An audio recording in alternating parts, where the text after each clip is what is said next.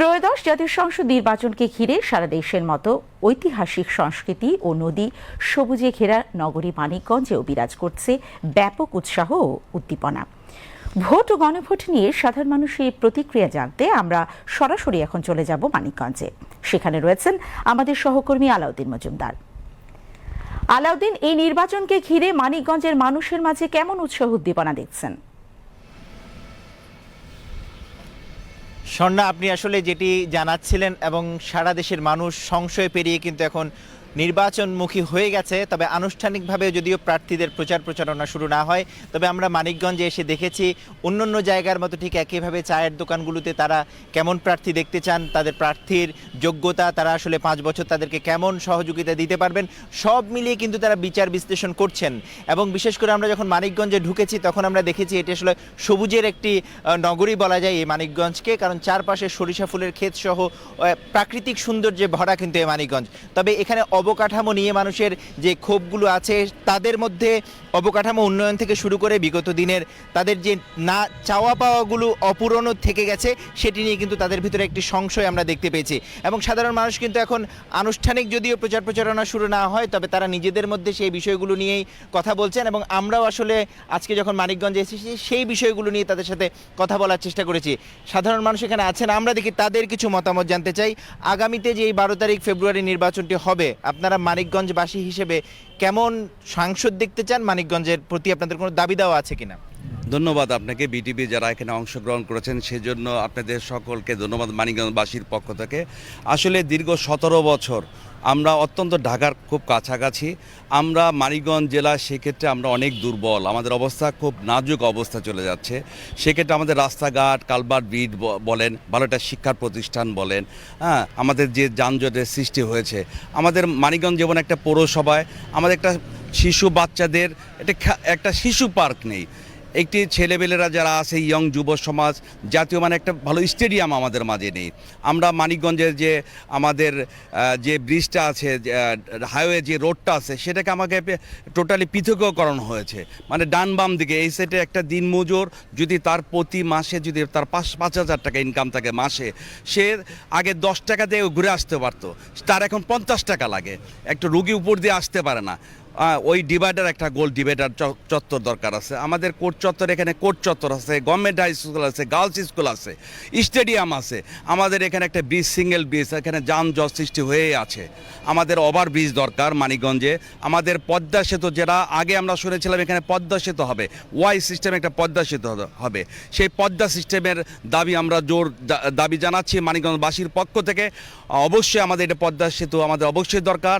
মানিকগঞ্জে বাস স্ট্যান্ডে একটা ওভার ব্রিজ দরকার, গোল চত্বর দরকার, শহরকে একটা আধুনিক শহর আমরা করতে চাই। সন্না, যেমনটি শুনছিলেন আসলে মানিকগঞ্জবাসী যেটি বলছিলেন, তাদের অনেক অসংখ্য দাবি দেওয়া, তার ভিতর আমরা যেটি এসে দেখতে পেয়েছি এখানে রাস্তাঘাটের অবকাঠামো উন্নয়নের এই দাবি দেওয়া কিন্তু তাদের মাঝে থেকেই যাচ্ছে। আমি আরও কিছু মানুষের মতামত নেব।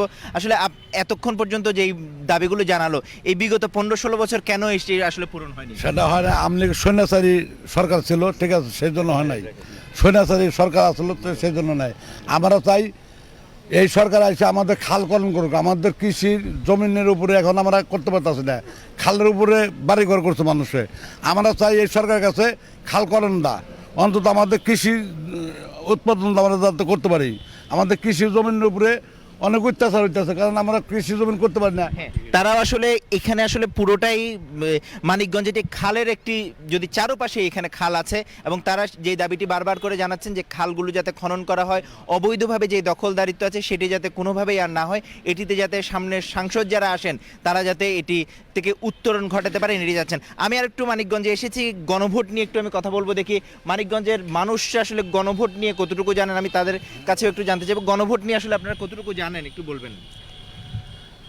গণভোট সম্বন্ধে আসলে আমাদের সাধারণ মানুষ যারা আছে, এই সাধারণ মানুষের মধ্যে সেরকম কৌতূহল নেই, এবং কি এই গণভোট সম্বন্ধে মানুষ সঠিক তথ্য জানেও না।